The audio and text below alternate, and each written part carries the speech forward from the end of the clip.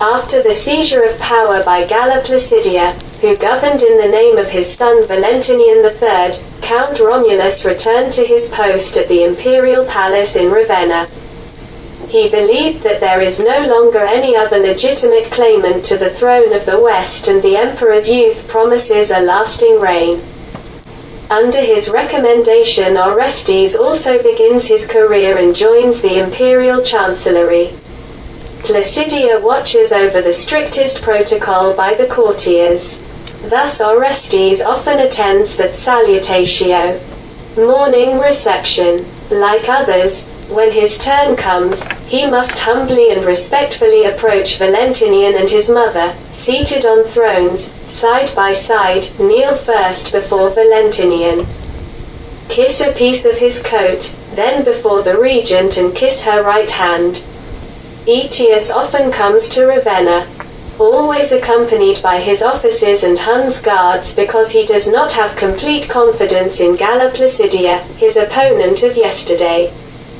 The empire needs Hun mercenaries, and the relations with the Hunland become excellent.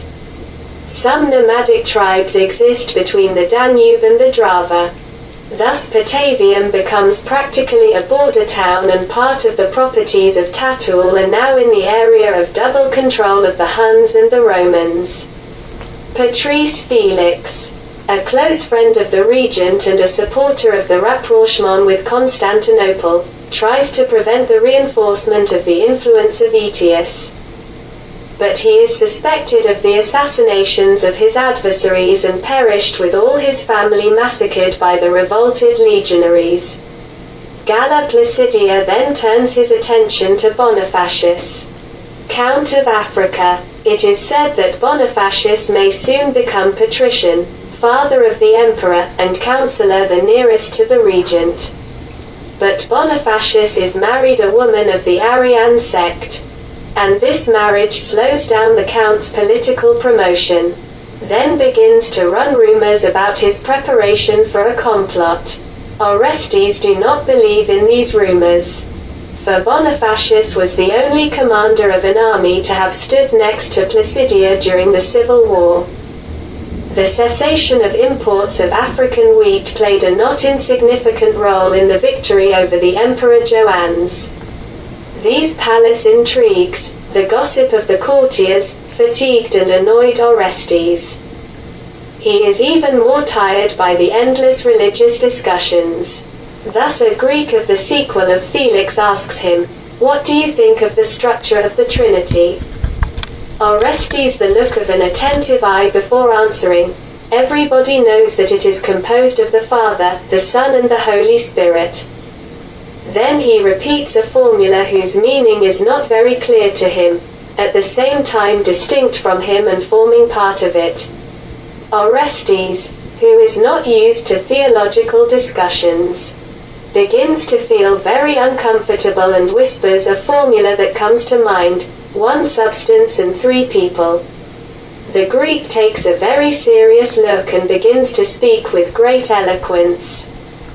This formula sadly reminds me of the old Sabellian heresy, which confounded the Father and the Son squarely.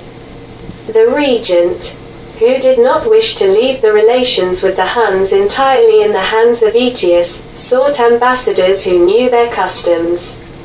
Romulus, who has become a count, advises him to entrust an embassy to his son-in-law Orestes. He knows Attila since his childhood. Attila left Italy 15 years ago.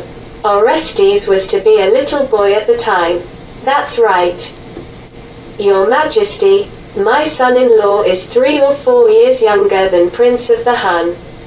Orestes knows Attila because the prince visited with Genride the villa of Tatalus, father of Orestes, at Patavium.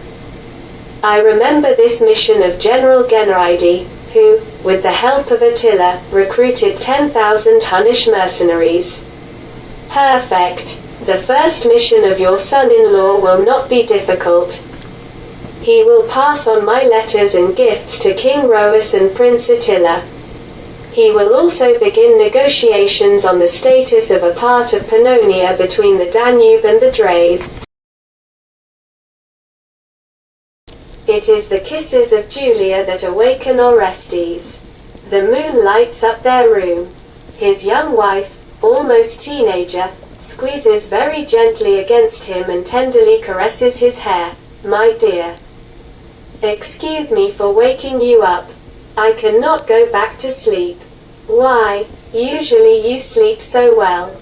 Tomorrow, you leave. We do not know when you'll be back. Do not worry. There is no real danger. Our relations with the Huns are excellent. I need to leave the imperial palace where I am very bored. You know, I'm not too worried. But I have a vague presentiment that this travel will change our lives. Orestes smiles. I hope you have not consulted a farseeing. No, but I had a dream. Salvian, a young officer, is invited to Galla Placidia. The regent orders her courtiers, who surround her, leave us alone. They remain alone in the room. Placidia smiles. You were one of the most courageous and loyal officers of Constantius, my deceased husband. The officer calmly replies, my ancestors have always courageously and faithfully served the empire. The regent says bitterly, now, times have changed. We depend too much on our barbarian mercenaries. Unfortunately, it's true.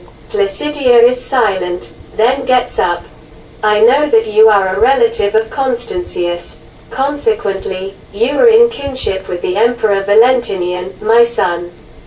My parents died during the invasion of the Goths in Italy. But Constantius told me so himself.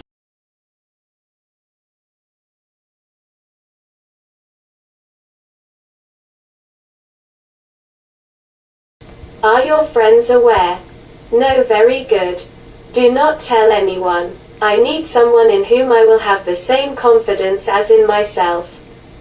I invited you for a sincere conversation. What do you think of General Aetius, the commander of our army in Gaul? Salvian answers without thinking. It is believed that he obtained this post in exchange for the dismissal of the army of the Hun horsemen and his oath of fidelity to you and Valentinian. He knows how to be respected by the soldiers, and many people hope he will be a good defender of Gaul against the barbarians. The regent frowns. By supporting John during the civil war, he certainly hoped to become commander-in-chief of the Roman armies. He is very cunning, and I fear he is playing a double game. It is said that he has been in friendship for several years with Attila, prince of the Huns. Attila has a well-Roman education, he has brilliant abilities and knows how to attract people. I noticed it myself during my discussions with him in this palace when he was only 14 years old. Now he travels a lot. He will be a strong and dangerous ruler. The officer said with hope. Until now the Huns have not shown great hostility to the empire. Aetius tells everyone he is a guarantor of the security of the empire through his friendly relations with them. The regent interrupts her abruptly. He says too often, it looks like blackmail. Then she continues with authority. In any case, it is important for me to know more about the relationships and the true plans of Attila and Aetius. You will soon leave for Hunia with our ambassador Orestes as an officer of the guard. Placidia changes his tone and speaks amicably. Try to learn more about Aetius's and Attila's relationships, as well as about Aetius's plans. Conduct a full investigation into this matter. I give you all freedom of action. The officer looks very serious.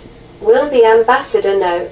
No, I will invite you after your return for a detailed report. The regent approaches the window and turns with a smile towards the officer.